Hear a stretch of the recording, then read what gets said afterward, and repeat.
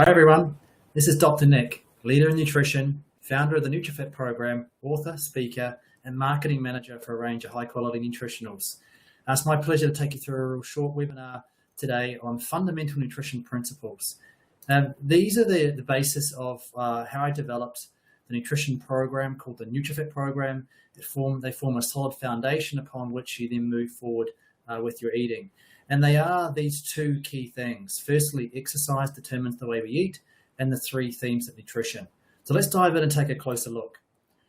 So with exercise as a driver for how we eat, we actually generate two types of days. So really simplify the whole nutrition planning aspect, and we come up with a non-exercise day and an exercise day.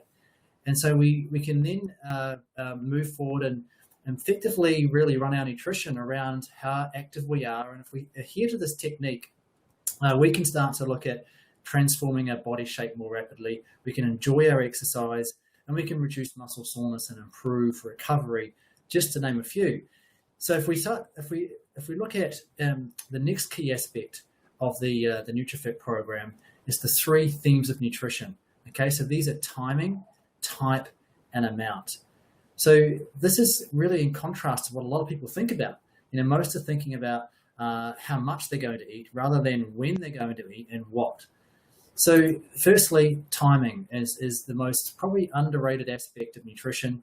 And there's three main aspects here. There's how frequently you eat each day. So there's the number of times, the consistent pattern of eating.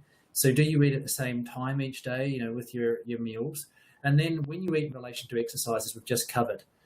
And so for most individuals, timing is the critical aspect for mastering your nutrition.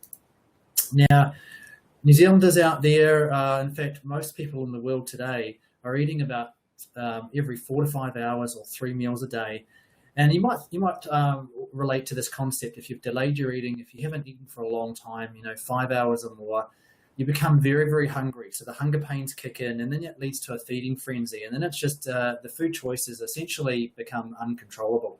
So you don't really worry about what you eat, just grab whatever's available.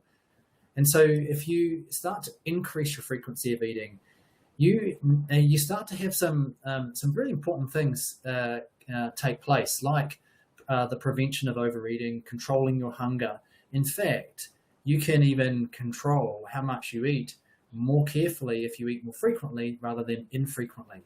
You can stabilize your blood sugar levels, you can boost your energy, and I recommend that every 3 hours or around 5 times a day is what you should aim to eat your eating frequency to be.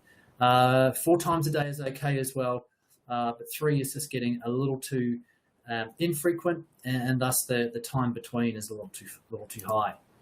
Now, the timing of food, as we mentioned, also relates to the pattern of eating. And what we know is that, and you might relate to this, that if you have days where eating is different from one to the next, where breakfast is at 8 o'clock and another morning it's at 10 o'clock, and maybe even forget breakfast on some mornings, then it really erodes your ability to get traction.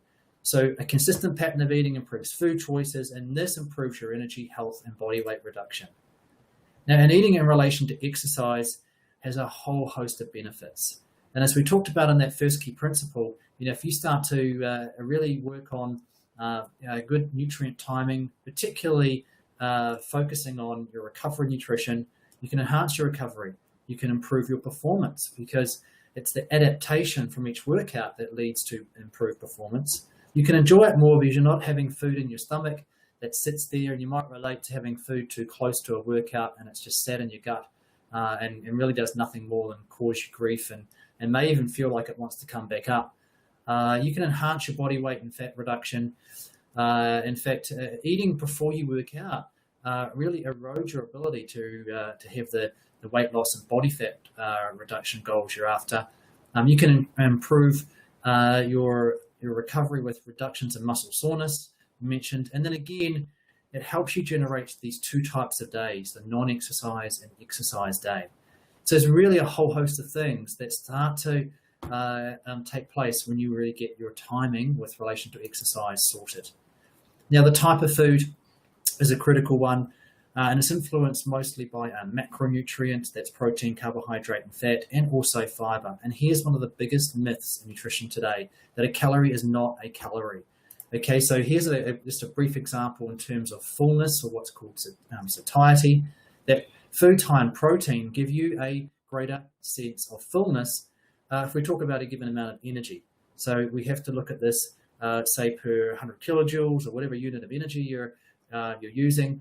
And so relative to carbohydrate foods, even like grains like oats, and most think they're very filling, which they do have some degree of fullness, but a high protein meal like an omelette, or certainly nuts and seeds, or a nice piece of salmon there, is much more satiating. And then last on the fullness spectrum is fat. Fatty foods, fried foods, ice cream, any cream, high fat products don't really give you a sense of fullness for the same amount of energy. And that's the key difference. Most think, oh, but I feel full after a fatty meal. Well, yes, that's because you've eaten a large amount of food. Okay, then the type of food also really influences how our biochemistry is altered, and how that leads to changes in body fat storage. And so if you have high amounts of sugar together with high amounts of fat, you have the ideal cocktail, or the perfect storm, if you will, for body fat storage and weight gain. And so lastly, it's the amount of food. And we have to consider this, and certainly it's an aspect that we don't just sort of leave out.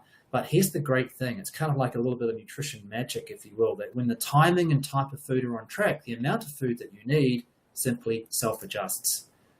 And you probably, no doubt, have come across calorie counting, and many are on a number of different apps like MyFitnessPal and so forth that allow you to track what you're doing, and that can have great benefits. And for some, that works.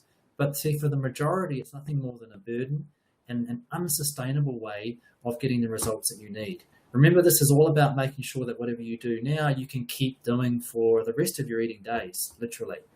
Okay, so if you've got timing and type on track, but you're not getting those body comp results you're after, then we need to look at portion sizes for sure. So, and adjust those to help you or to provide the ideal body shape and physique. All right, so there we go, folks. That's it. Just a quick little brief on the key fundamental principles that you want to really use to master your nutrition.